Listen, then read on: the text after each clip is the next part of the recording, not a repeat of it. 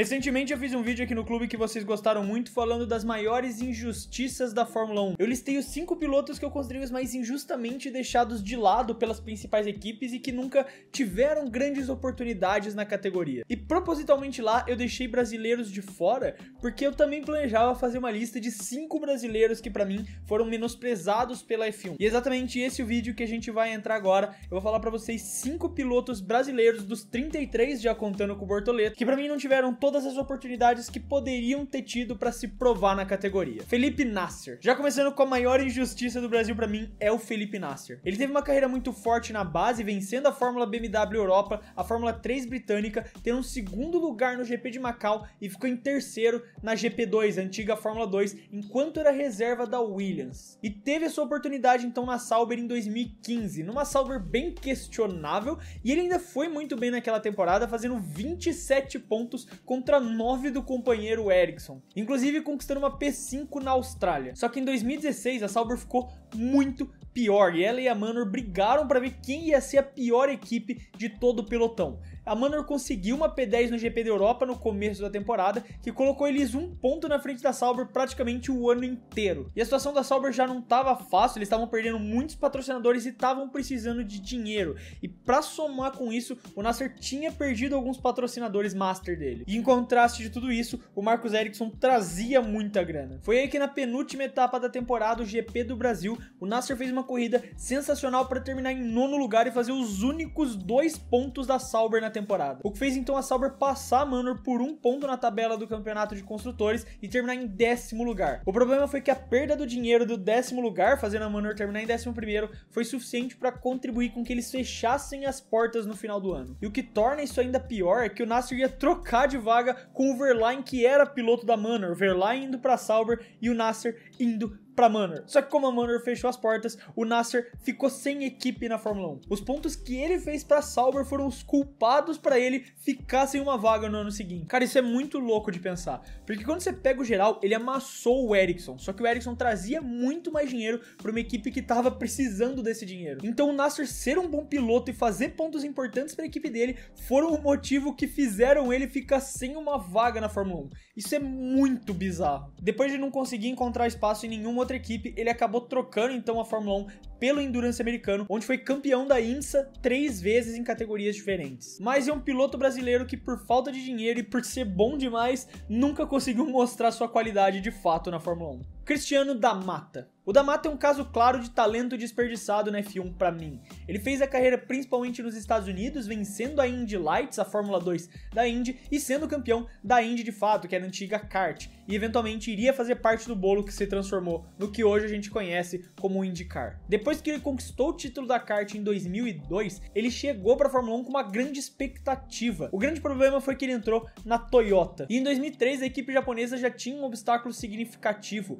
porque eles ainda estavam se estabelecendo na Fórmula 1 e não tinham um carro competitivo. A Toyota era novata ainda na categoria. E o Cristiano, apesar de ser um piloto muito talentoso, teve que lidar com esse pacote técnico que não era capaz de disputar regularmente pódios e muito menos pontos, o que dificultou muito então a adaptação dele e a oportunidade de mostrar o potencial que ele tinha. E as decisões internas da Toyota também contribuíram para a queda do da Mata na F1, porque a equipe ficou muito marcada por uma falta de direcionamento claro e trocas internas muito frequentes. E uma cultura bizarra que eles tinham de apontar o dedo nos outros. A Toyota tinha muita dificuldade de entender que o projeto deles não era funcional, tendo 2 sedes, uma no Japão e uma na Alemanha, que funcionavam em fuso horários completamente diferentes, e as decisões demoravam muito para ser tomadas por conta disso. Então eles preferiam apontar a culpa nos outros, nos chefes de equipe, nos pilotos, e por conta disso trocavam frequentemente de nomes, nunca conseguindo de forma estável ter uma equipe duradoura. O desenvolvimento do carro era completamente inconsistente e o Cristiano só parecia ser uma peça perdida num tabuleiro que se mexia sem ele poder fazer alguma coisa. E por conta disso a relação dele com a equipe foi entrando em atrito também, se tornando cada vez mais complicada de sustentar. Ele obviamente não estava feliz com nada disso, ele foi prometido um projeto que não entregaram para ele, e ele deixava esse descontentamento internamente claro. E no final da segunda temporada na Toyota ele foi substituído sem uma grande passagem ou algum grande destaque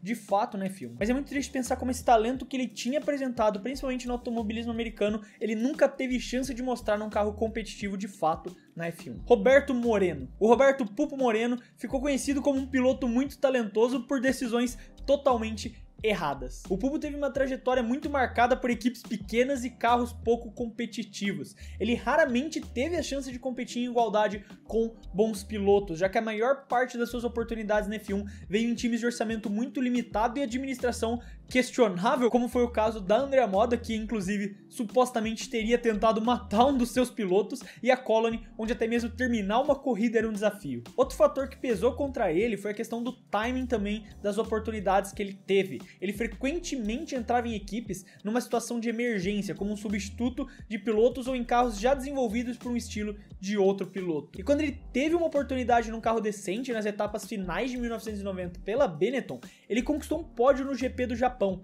Em 91, fez dupla com pequena equipe, conseguindo 2 P4 e 1 P5, até ser substituído por um novato Michael Schumacher. Então ele foi para Jordan e depois jogado no fundo do grid numa Minardi. E esse padrão de ser preterido por pilotos mais jovens foi algo que marcou muito a carreira dele. Além de, claro, o motivo que geralmente mata os brasileiros na categoria, falta de dinheiro. Principalmente ali num ambiente dos anos 80 e 90, onde as equipes de fundo de pelotão dependiam muito mais ainda do que hoje em dia de pilotos pagantes. Isso colocava ele em clara desvantagem em relação a outros pilotos que traziam esse aporte financeiro muito maior para as equipes que ele tinha a condição de pilotar. Porque o Roberto era um piloto talentoso e merecia ter tido mais oportunidades em equipes de frente do grid. Mas obviamente não era um piloto extremamente fora da curva. E para você se destacar acima do dinheiro nesse quesito na Fórmula 1, você tem que ser muito fora da curva. E essas dificuldades estruturais então impediram ele de ter uma carreira mais sólida e mais justa com a habilidade que ele sempre mostrou ter nos carros que pilotou. E depois, indo pro automobilismo americano, ele encontrou mais sucesso e estabilidade, inclusive conseguindo ser terceiro colocado na kart no ano de 2000. José Carlos Paes. Esse eu não digo nem injustiçado pela Fórmula 1, mas falo até pelo público brasileiro, porque ele fazia milagres com carros nem sempre confiáveis, inclusive venceu uma corrida em Interlagos e pegou vários outros pódios na carreira. E é um piloto que, se não fosse pelo seu acidente de avião, poderia muito bem ter disputado um título mundial. Ele foi campeão da F3 britânica em 1970 e cavou sua vaga na Fórmula 1 pela Williams, não a atual, mas a anterior que o Frank Williams criou antes de fundar a Williams atual e que era terrível. E em 73, numa questionável Surtees, ele conseguiu um terceiro lugar no GP da Áustria e em 1974 um segundo lugar nos Estados Unidos. E essa vitória estava cozinhando na carreira dele, até que em 1975, pela Brabham, pintada de Martini Racing, ele finalmente tinha um carro decente nas mãos e venceu a sua primeira corrida, o GP do Brasil. Ainda fez outro P2 no GP da Grã-Bretanha e em 1977 ainda conquistou outro segundo lugar na Argentina. Ele era um piloto muito talentoso que podia ter conquistado muito mais na F1, mas aquele terrível acidente de avião infelizmente tirou essa oportunidade dele. O Paes ainda assim recebeu uma incrível homenagem, o nome oficial do autódromo de Interlagos é Autódromo José Carlos Paes, para que o nome dele ficasse eternizado pelo talento que ele nunca pôde mostrar ao longo da sua carreira. Mas mesmo assim, quando a gente fala de pilotos brasileiros, ele é frequentemente esquecido nessa lista, o que para mim é uma injustiça, considerando que ele é um dos únicos 6 brasileiros em toda a história da Fórmula 1 que conseguiram vencer uma corrida. Henrique Bernoldi. O Henrique Bernoldi enfrentou uma trajetória complicada na categoria, marcada por dificuldades numa equipe pouco competitiva e pela pressão de resultados imediatos. Inclusive, era para ter ido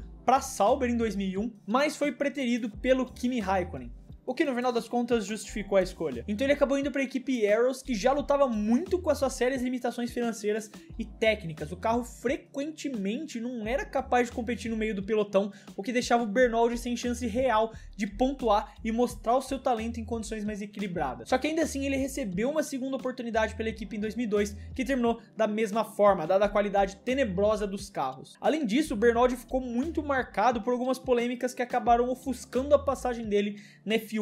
Um exemplo muito claro disso foi o GP de Mônaco de 2001, onde ele segurou o David Coulthard por várias voltas, que estava brigando pelo título com o Schumacher, mesmo ele estando em posições muito diferentes na corrida, e isso atrapalhou completamente a corrida do Coulthard. E se por um lado isso pode até ter mostrado uma habilidade defensiva incrível dele, também gerou muitas críticas na época, inclusive do Ron Dennis, o chefe da McLaren, que viu a manobra como uma afronta e quis inclusive esfolar ele vivo lá mesmo no paddock, só que ele foi protegido pelo chefe de equipe equipe da Arrows. E essas situações acabaram criando um ambiente de maior pressão sobre ele, o que dificultaram ainda mais a posição num paddock que já é conhecido por essa política intensa. Só que depois dessas 2 temporadas, com a Arrows passando por um colapso financeiro, o Bernal acabou ficando sem vaga. Infelizmente, a equipe limitada não deixou ele mostrar o talento, e também outras ações como essa no GP de Mônaco queimaram um pouco o nome dele na política do paddock. E sem um apoio financeiro ou ter mostrado todo o nível que ele poderia, ficou muito difícil conseguir segurar uma vaga para 2003. Mas ele acabou migrando para outras categorias onde teve os seus momentos de destaque. Inclusive sendo o piloto do Flamengo naquela Super League Fórmula em 2009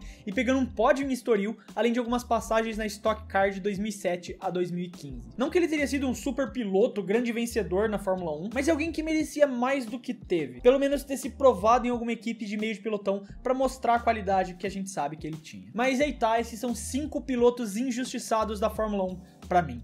Eu quero saber a sua opinião, então não esquece de deixar ela aí nos comentários. Caso você queira continuar a discussão, você pode fazer isso entrando no Discord do clube, o link tá aqui na descrição do vídeo. Se você gostou do vídeo e quiser ajudar o clube da F1, você pode fazer isso se inscrevendo no canal. E também, se você quiser ajudar o clube de uma forma simbólica, você pode fazer isso se tornando membro, clicando aqui embaixo no botão Seja Membro, que ajuda muita gente a poder continuar produzindo esses vídeos aqui pra vocês. Eu quero deixar um abraço pra você que ficou até aqui e até o próximo vídeo.